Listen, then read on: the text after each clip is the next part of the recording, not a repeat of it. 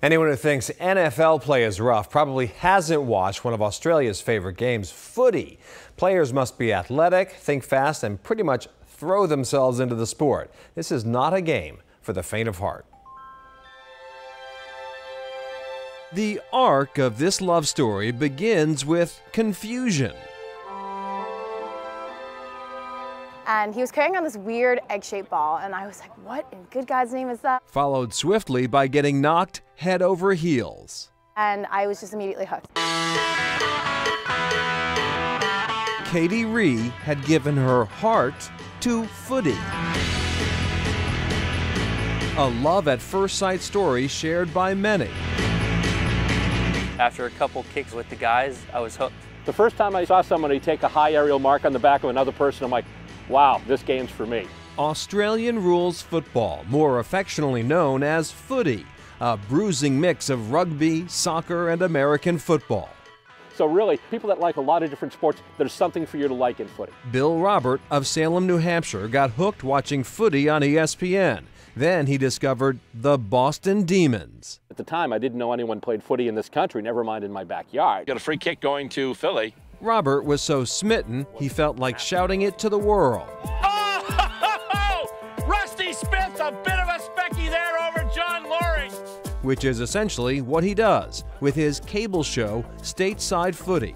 Now, Boston Demon games can be seen in 11 states and on the web. The deck, he kicks it through, and that's another goal for the Demons. What I'm trying to do is to get the game in front of as many eyes as possible of people that would have a predilection to like this sort of game.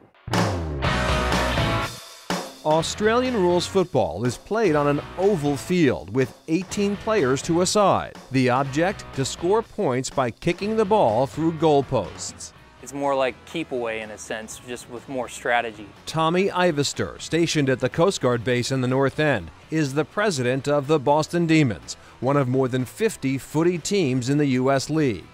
Currently the Boston Demons are in the Eastern League, and we play teams from New York, Montreal, Philadelphia.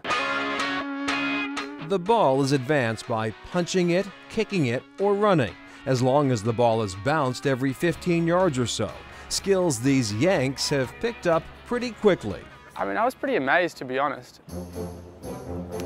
Sam Barnett, an MD from Australia, and one of around 20 Aussies on the Demons. Barnett was thrilled to find his beloved footy here in Boston, and impressed with these newbies. It's one of those things where if you don't play from a young age, the ball skills and the hand-eye coordination is quite tough, so it takes a while, but yeah, I've been pretty impressed with some of the guys. And it looks like if the Swans can get there, oh, they can't. Footy is a full contact sport. No pads, no helmets, no problem, says Lady Demon Katie Ree.